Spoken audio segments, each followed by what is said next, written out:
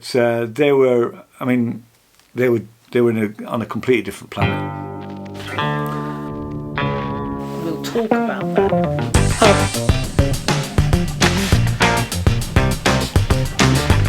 It's dark down here. It's quite.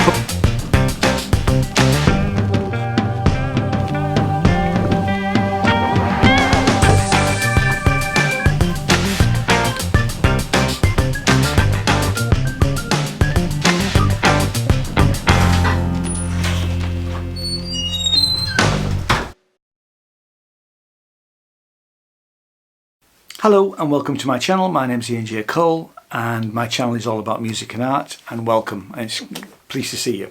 This is a sort of review, but it's also a bit of a diary entry really, because I've just spent last Saturday playing at this thing, which was the Great British Rhythm and Blues Festival. Now the Great British, I have to say I've never been to this festival before, and I've never been to Colne before. Colne is in Lancashire, and it's about 25 miles from Manchester, and it's part of the borough of Pendle, which is known for its witches. And the town's got about a population of about 18,000 according to a census in 2011. So, but what happens is once a year, certainly for the last 30 years this has happened, that about 20,000 people hit the town and pretty much take it over, and it's all rhythm and blues bands. So we got the opportunity to play this year. I play in a band called DC Blues, and I joined them about just last Christmas, just before last Christmas. Had the first rehearsal in early January, and then we were gigging like a couple of weeks later. So we've been playing for the last 7 or 8 months. Straightforward rhythm and blues band with some original material and all that. And I'll put some.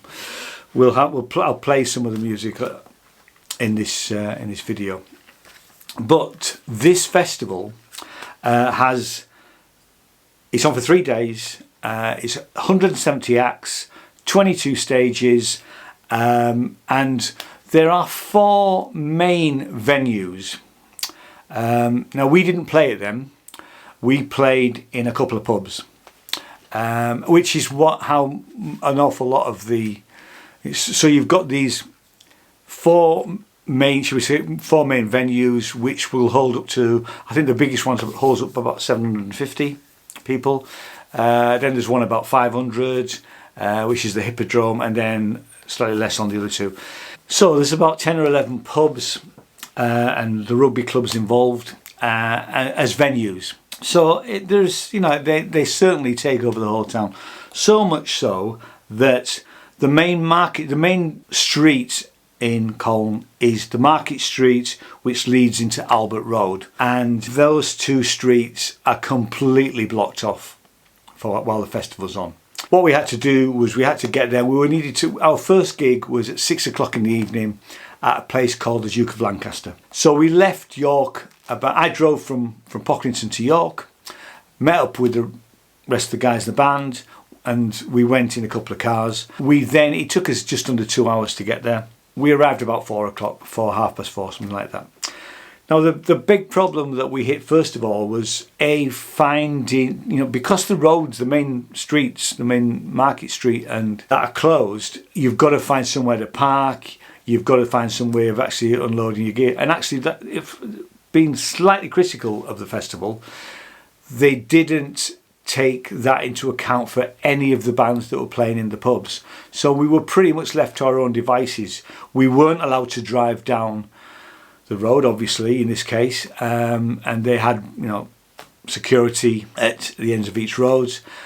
So we ended up driving down some sort of little back alleys to try and get to this first venue. Luckily, it was at the right side of town as we came in. Now the downside is that our second gig, which was going to be at 10:30 in the evening, was at the other end of town. But we'll get back to that. So we turn up at this venue, and luckily the Duke of Lancaster had 2 stages. So there was a blues band on already when we were playing. We had the better stage. The way that it worked is that when the band that was previously on for us, we'd already set up and we were ready to go, and the audience just literally turned around and moved a bit further down the pub, and came to watch us. Now the nice thing about it was that they were a blues audience. The people that were in there were there to see rhythm and blues music, which was lovely actually. Because sometimes some of the gigs that we do, you know, you're playing in a pub and not everybody in there wants to hear blues, you know. But a very appreciative audience. And that we played for 2 hours. We had a short break in the middle of it, and they loved us. And here is a couple of bits of film. Now I can't actually play the actual music because the music is copyrighted, so I'm going to put some original music by DC Blues underneath these bits of video.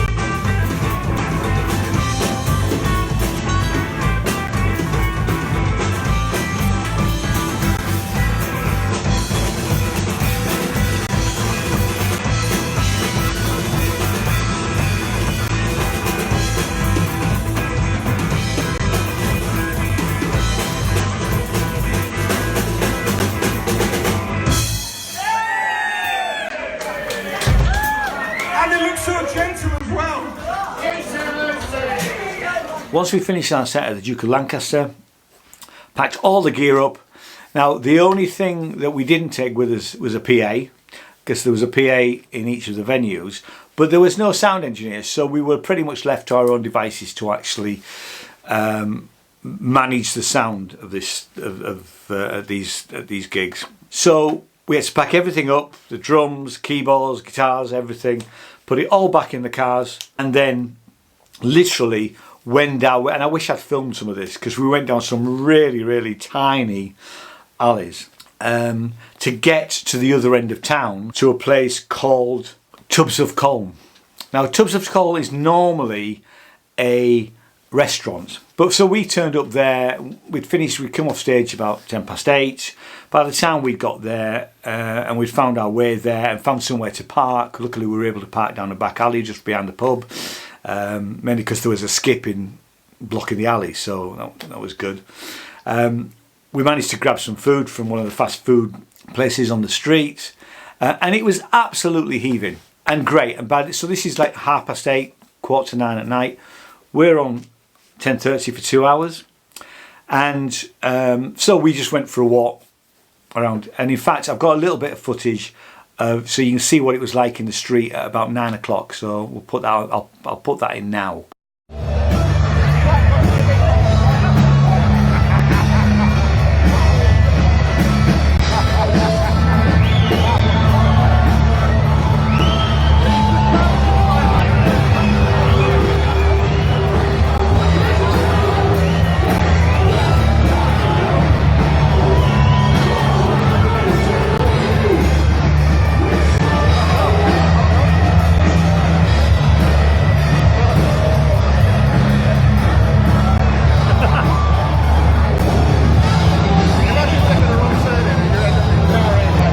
So that gives you a feel for what it was like. And in fact, there was a band on the pub just down the road from Tubbs, and they were playing outside, and people were loving it. It was absolutely brilliant. So we liked the idea of that. So by 10 o'clock, it was time for us to start setting up. So we unloaded the cars, got all the gear up into Tubbs. And the band that had just come off, I have to say, they really were a bit slow at packing their gear away. I mean, they, talk about taking their time. They were really starting to piss us all off, really. Now, look, Paul, our lead singer, was very diplomatic, and in fact, at one point, he offered to help them carry their gear out. But they were on a completely different planet, which that's not the way this thing sort of works usually. When you've got changeover times, you need to get your gear. I mean, what they could have done was pack everything away, take all the amps off the stage, and then allow us to get our gear on the stage, and then they could have continued packing up while we were setting up. Didn't do that. They just literally took over.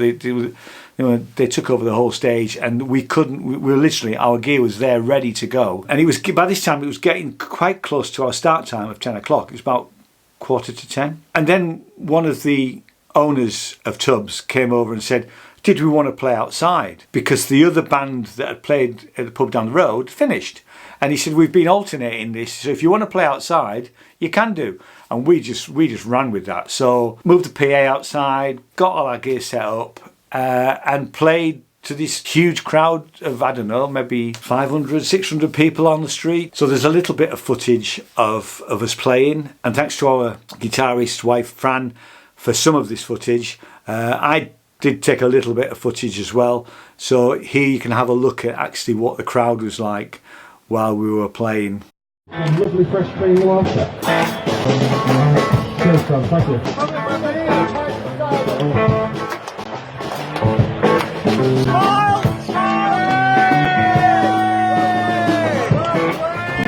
This is white, it's okay. It's not a sex person. Well, my mom is allowing you. That's right. Now sing out all night long. Oh Lord,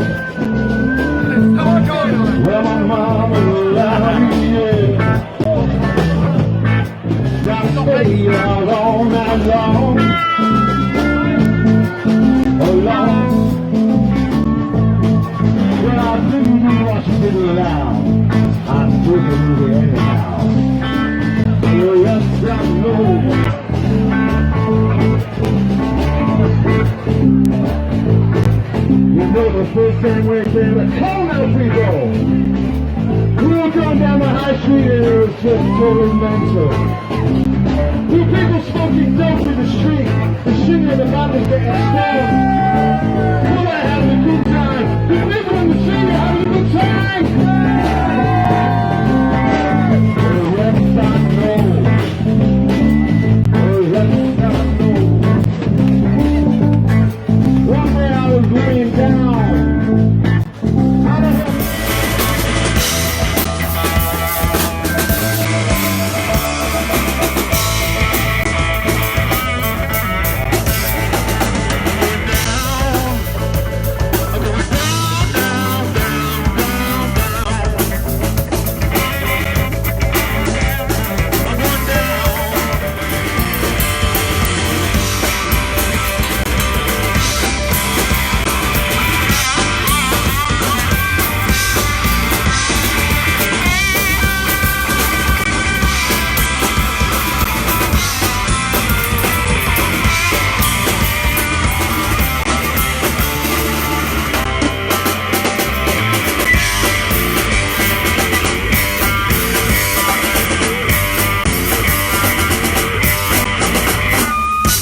So you get a feel for the whole thing. Now, like I say, I hadn't been to this festival before, but I have to say, it had a real buzz about it. I mean, and considering the amount of people that were there on the street at midnight, there wasn't any trouble. There was a very, very low security and police presence. And we didn't see any trouble at all. And now usually what can happen is that when people have a few drinks, that's when problems start to appear. But there was absolutely no trouble at all. It was an exhausting night because by the time we came off, we played right the way through on the second gig, and we came off stage about 12:30, 20 to 1. Packed all our gear up, got packed up in about half an hour, and we're in the car and headed back to York. Once we got back to York, I then unloaded my gear, got it in, put it back in my car, and got back up to Pocklington. Got into bed about 3:15.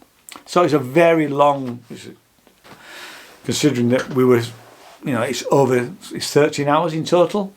But fantastic experience, really. It'd be really nice for us to actually play at one of the larger stages next year. And actually, what they do have is they have a vote for bands to give you the opportunity of playing one of the bigger stages. I'll put a link in the notes down below, so where you can go along and just vote for DC Blues. But it was certainly, if you're into blues music, it's a festival that I would highly recommend. It's worth mentioning what the prices are. So the prices for Friday night is 25. For Friday, which is mainly an evening set, it's £25. For the Saturday, it's £45 for the day, and for the Sunday, it's £45.